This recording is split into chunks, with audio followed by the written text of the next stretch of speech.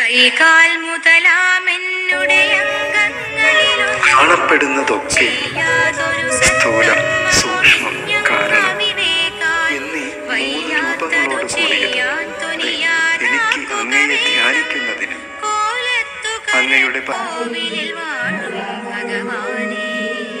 നീ എന്റെ സകല പാപങ്ങളെയും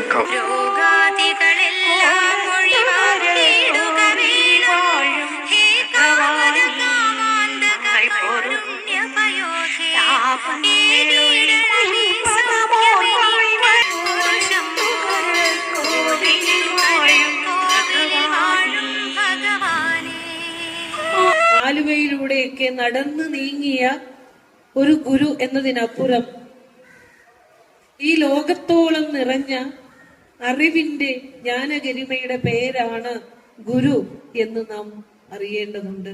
ഒരു ഗുരുവിനെ അല്ല നമുക്കറിയാനും പഠിക്കാനും ജീവിതത്തോട് ചേർത്ത് വെക്കാനും കിട്ടിയിരിക്കുന്നത് എന്ന് നമ്മൾ അറിഞ്ഞു തുടങ്ങുന്നു അന്ന് നമ്മുടെ ജീവിതത്തിന്റെ ദുഃഖങ്ങളെല്ലാം മാറിക്കിട്ടും.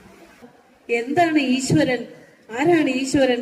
ഒരു മനുഷ്യന്റെ ജീവിതത്തിന്റെ ലക്ഷ്യം എന്ത് എന്ന് പ്രാർത്ഥന എന്ന് പേരിട്ട് പറഞ്ഞു തന്ന ഏക കൃതി ശ്രദ്ധിച്ചിട്ടുണ്ടോ? ഗദ്യ പ്രാർത്ഥന. ദൈവം എന്നുള്ളത് കയ്യിലിരിക്കുന്ന കൽപ്പക വൃക്ഷക്കനിയാണെന്ന് ഒരു നമുക്ക് എവിടെ പറഞ്ഞു തന്നു? ദൈവചിന്തനത്തില് കയ്യിലിരിക്കുന്ന കൽപ്പക വൃക്ഷക്കനിയെ ഭക്ഷിക്കാതെ കളഞ്ഞ് കാഞ്ഞിരക്കനിയെ തേടി ഭക്ഷിച്ച് വിഷം കൊണ്ടു മരിക്കുന്നു. ആയില്ലെങ്കിൽ ഭക്തിയാണോ? ഭക്തി ആത്മാനുസന്ധാനെന്ന് ഭഗവാൻ നമ്മളെ പഠിപ്പിച്ചു തന്നു. അപ്പോൾ ദ്വാരകയിലെ കൃഷ്ണൻ ആരാധിച്ചിരുന്നത് ആരെയായിരിക്കും? നിങ്ങളൊന്ന് മഹേശ്വരന്മാർ.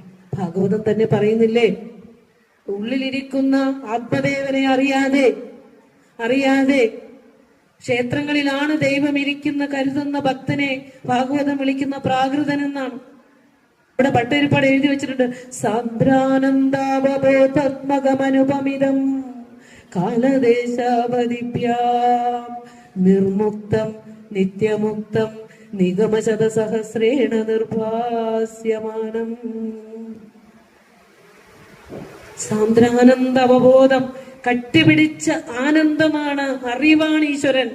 അതോ 3 തരത്തിലുള്ള ഭക്തൻ: പ്രാകൃതൻ, മധ്യമൻ, ഉത്തമൻ. ഗുരു വിഭാവനം ചെയ്യുന്ന ഭക്തൻ ഉത്തമ ഭക്തനാണ്. ഭക്തൻ ഭഗവാൻ തന്നെയാണ് ഭക്തനെന്ന് ആര് കരുതുന്നു അവനാണ് ശരിയായ ഭക്തൻ. പരമ്പൊരുളായ ഗുരുക്കന്മാർക്ക് താഴെയാണ് സഗുണമൂർത്തികളായ ഈശ്വരന്മാരെന്നും നമുക്ക് അറിയണം. കാരണം അത് കുമാരനാശാൻ അറിഞ്ഞനുഭവിച്ചുകൊണ്ട് എഴുതി തരിക.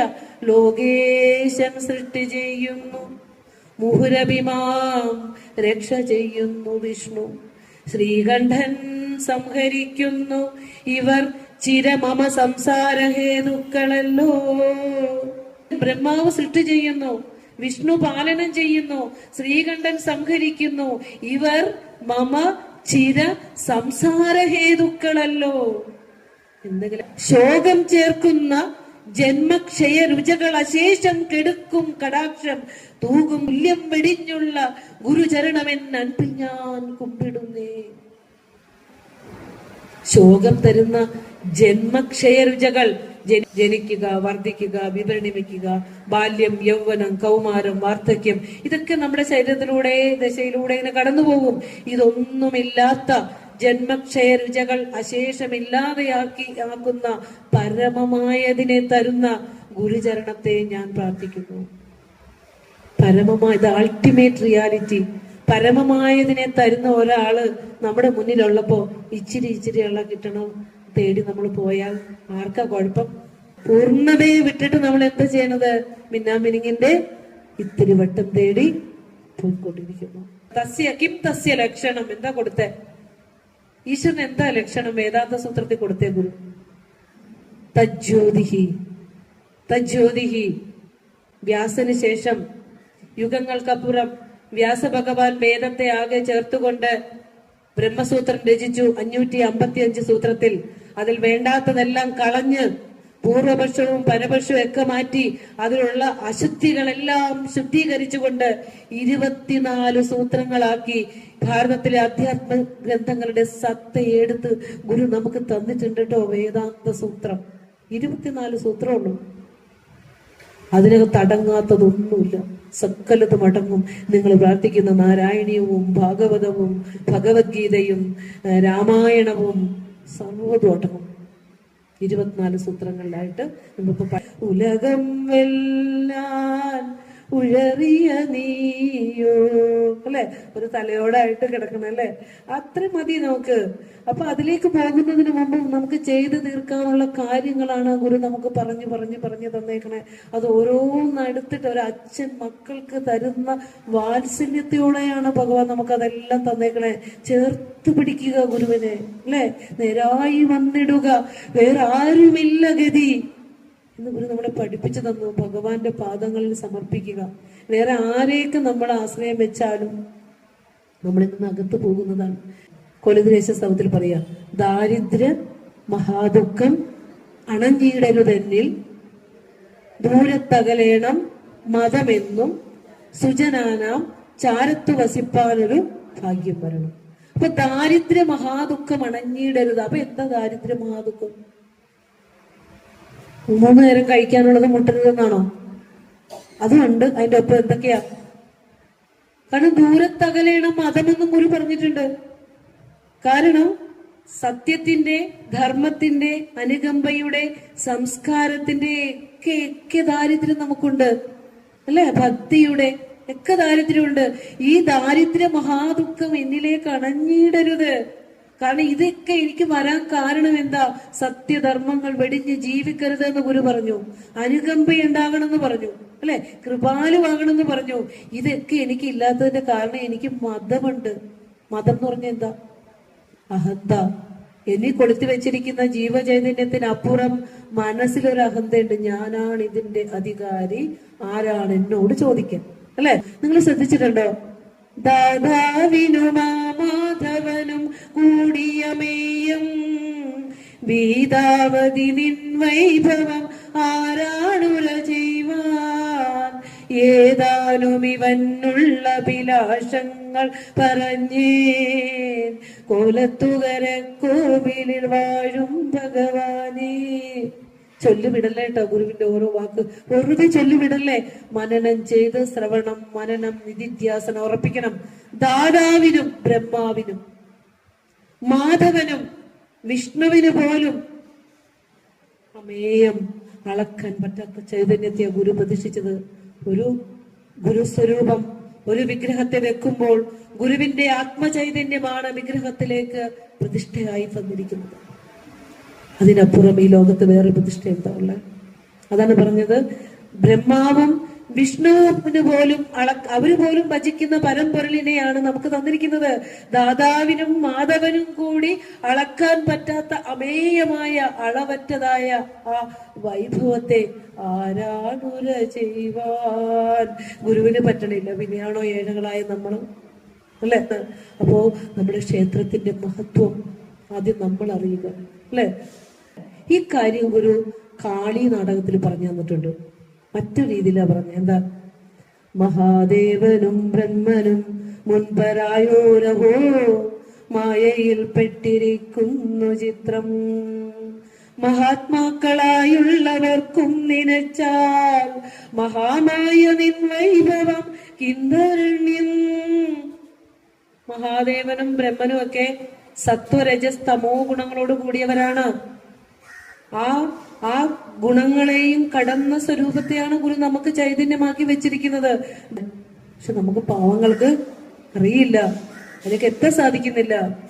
രാമായണം പറഞ്ഞ പോലെ കാലാഹിനാപരിഗ്രസ്തമാലോകവും ആലോലചേതസാ ഭോഗങ്ങൾ തേടുന്നു, ഭോഗങ്ങളെല്ലാം ക്ഷണപ്രഭാചഞ്ചലം വേഗേന നഷ്ടമാം ആയുസ്സുമോർക്കിൽ നീ.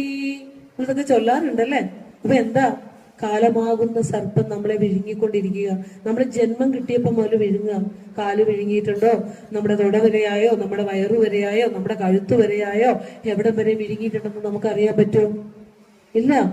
ആ വിഴുങ്ങലും നമുക്ക് അറിയില്ല. അപ്പൊ എന്നാലും നമ്മൾ എന്ത് ചെയ്യും? ആലോല ചേതസരായി ഭോഗങ്ങൾ തേടിക്കൊണ്ടേയിരിക്കും. മനുഷ്യന്റെ സ്വഭാവമാണ്.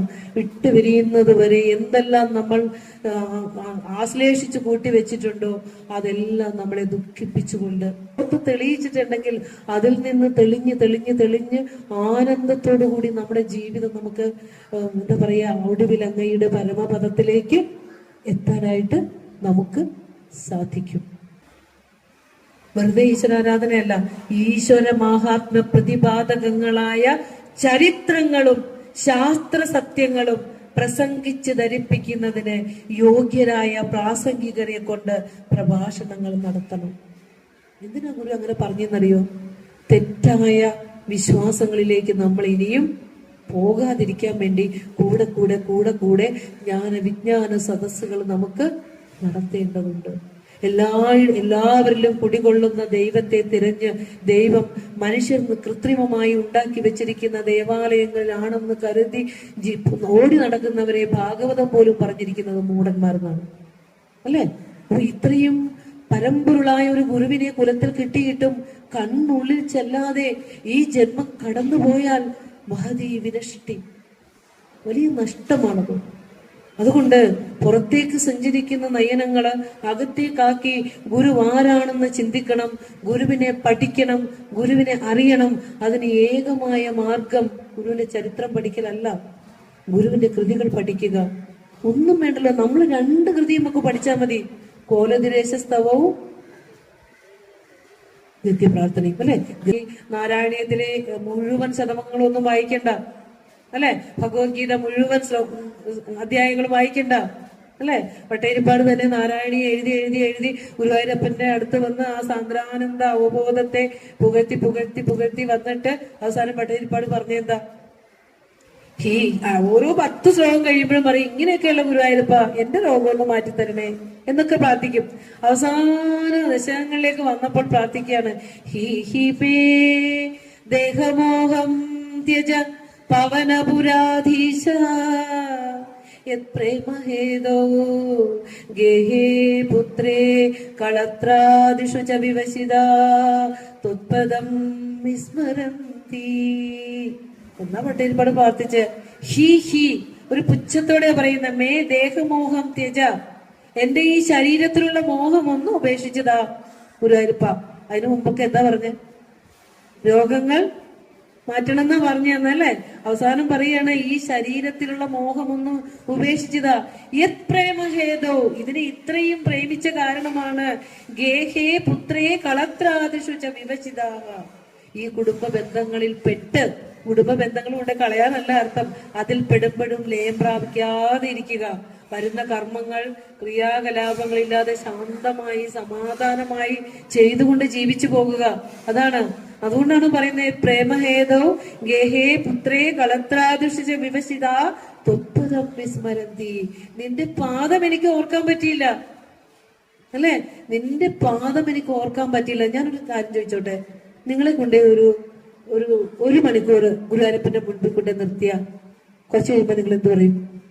എന്ത് ശക്തികളും അകത്തുള്ളതിനെ തെളിയിക്കാനുള്ള ഉപാധികൾ മാത്രമാണെന്ന് നമ്മൾ എന്ന് മനസ്സിലാക്കുന്നു, അന്ന് ഗുരുവിന്റെ ഭക്തി ദർശനം നമുക്ക് മനസ്സിലാക്കും, അല്ലെ?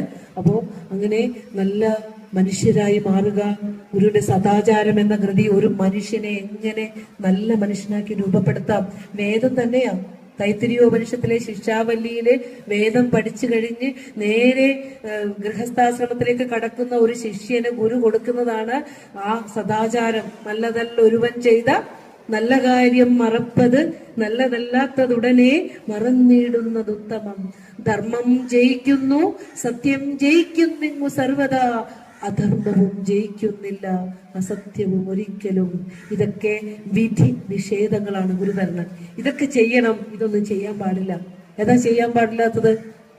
ഏതാ ചെയ്യാൻ പാടില്ലാത്തത്? നല്ലതല്ലാത്ത കാര്യം മനസ്സിൽ കൊണ്ട് നടക്കണ്ട, വിട്ടു കളഞ്ഞേക്കുക.